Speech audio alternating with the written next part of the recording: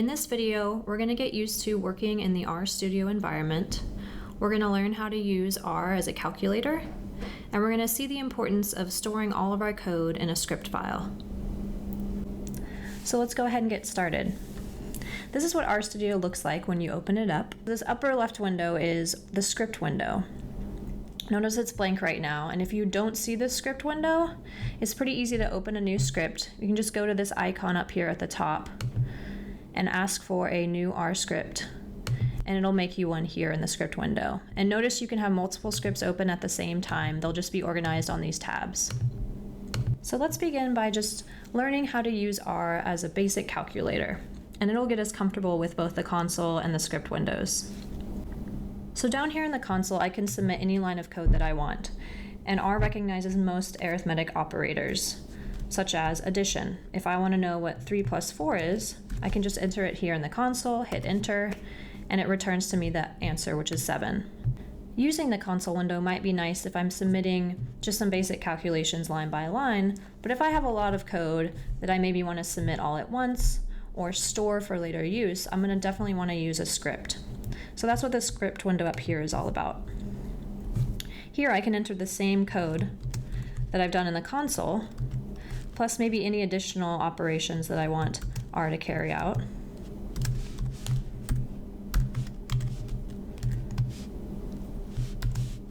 And notice that as I'm typing these different expressions in, nothing is actually happening in the console because I haven't submitted anything yet. This script window is just storing the code. And in order to run that code, I can do a couple of different things.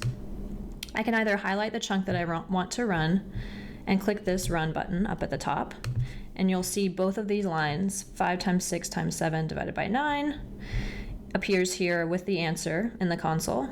Also, I raised 2 to the 10th power with this caret symbol. Again, the answer is displayed because I highlighted both lines, both are run. Also, you can submit the line the cursor is on with a quick keystroke, and this is going to be different depending on whether you're on a Mac or a PC computer. I'm on a Mac, so if my cursor is on this second line here and I hit Command Return, it's going to just submit that one line of code and take me down to the next one. I can do the same exact thing if I'm on a Windows computer. I'm just hitting Control R. Another nice feature of the script window is that it can house comments. So a comment is a line of code that you want to maybe describe something that the code is doing or remind yourself later what you wrote below, but it's not actually asking R to do anything.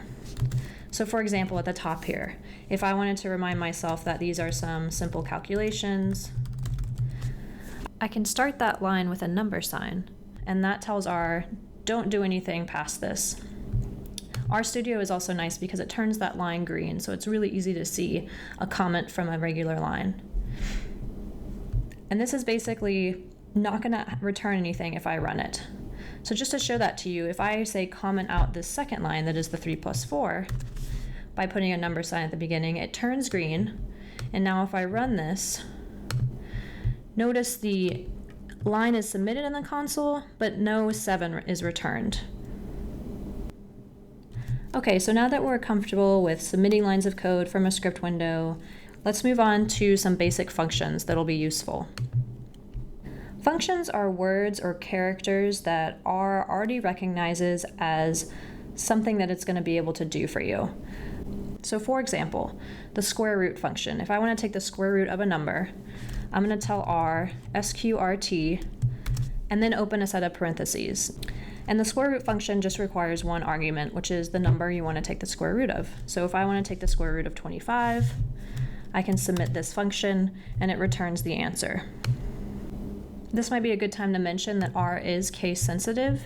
So if you remember the square root function as being sqrt, but say you capitalize the S and then try and submit this, it's not going to recognize this function. So if I try and run this line, it's going to say, hey, I couldn't find this function, uppercase sqrt. It's not smart enough to really know that that's what you meant. So if you see this error, check your capitalization, check your spelling, and just make sure that you're entering the function name correctly. So in order to talk about some of the other common functions we're going to be using, let's first go over how to assign an object in R. So for example, if I want to define some number x, and I want that x to be equal to the value 5, I'm going to use the assignment key in R, which is basically a backwards arrow. You're going to put whatever you want it to be called on the left side of that arrow, and you're going to put whatever you want that object to contain on the right side. So if I submit this line of code, 5 being assigned to x, a couple things are going to happen.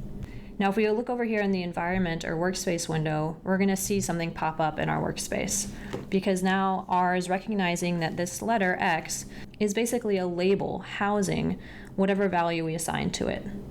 Right, so if I now ask for x plus 2, it's going to know that x is 5, and it's going to return to me that 5 plus 2 is equal to 7. Now I can assign more than just a number to an object.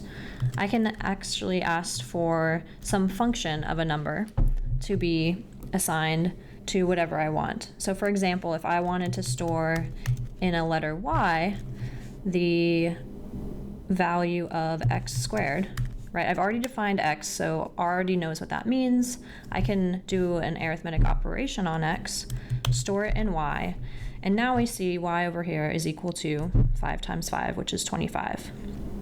I can now use either y or x in any sort of function, such as the square root of y, and R is going to be able to recognize that.